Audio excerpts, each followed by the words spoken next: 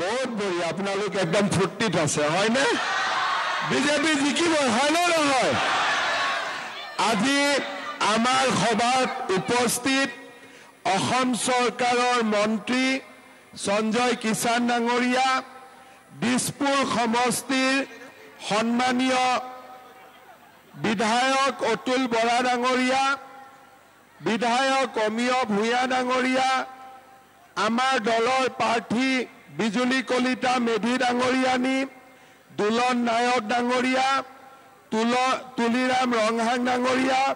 দেৱেশ্বৰ দলৈ ডাঙৰীয়া ৰাজেন মহন্ত ডাঙৰীয়া তপন দাস ডাঙৰীয়া সুজিত বিশ্বাস ডাঙৰীয়া ভাস্কৰ জ্যোতি দাস ডাঙৰীয়া জবা ইন্তি ডাঙৰীয়ানী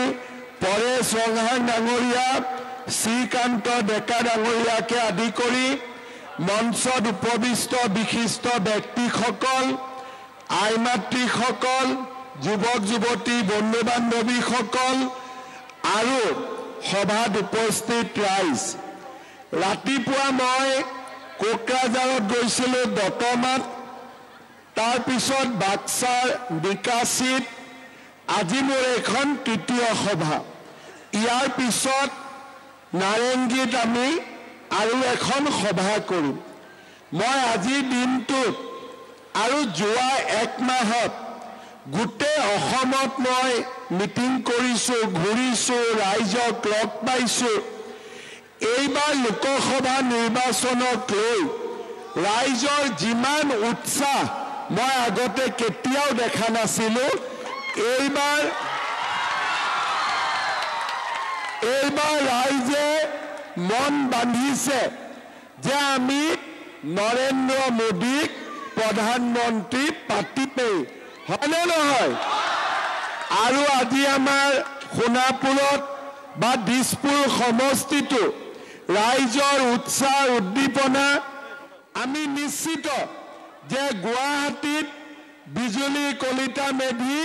5 লাখতকৈও বেছি ভোটত জিকিবই হয়নে নহয় যোৱা পৰহি গুৱাহাটীত ৰোড শ্ব' আছিলে ইমান ডাঙৰ ৰোড শ্ব' কেতিয়াও হোৱা নাই প্ৰায় 1.5 লাখ মানুহ ৰাস্তাত আছিলে আৰু যোৱাকালি মই বহুত কেইখন গুৱাহাটী লোকসভাত সভা কৰিছোঁ গোৱালপাৰাৰ পৰা দিছপুৰলৈ ৰাইজৰ ইমান উৎসাহবোৰ দেখি সঁচাকৈ মনটো ভাল লাগিছে যে আপোনালোকে বিজেপি দলক ইমান আশীৰ্বাদ দিছে ইমান মৰম দিছে আৰু ইমান আপোনালোকে চেনেহ দিছে মই অসমৰ মুখ্যমন্ত্ৰী হিচাপে আপোনালোকক বহুত বহুত ধন্যবাদ জনাইছোঁ শ্ৰদ্ধাৰ ৰাইজ আপোনালোকে জানে যে আমাৰ অসমত 3টা ইলেকশ্যন আহে পঞ্চায়তৰ ইলেকশ্যন আহে আমি পঞ্চায়তত ভোট দিওঁ বিধানসভাৰ ইলেকশ্যন আহে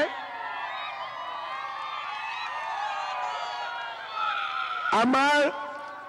বিধানসভাৰ ইলেকশ্যন আহে তেতিয়া আমি দিছপুৰত চৰকাৰ বনাবৰ কাৰণে আৰু মুখ্যমন্ত্ৰী পাতিবৰ কাৰণে আমি ভোট দিওঁ আৰু লোকসভাত যেতিয়া আমি ভোট দিওঁ আমাৰ দেশৰ প্ৰধানমন্ত্ৰী কোন হ'ব তাক চিন্তা কৰি আমি ভোট দিওঁ আজি আমাৰ দেশৰ প্ৰধানমন্ত্ৰী কোন নৰেন্দ্ৰ মোদী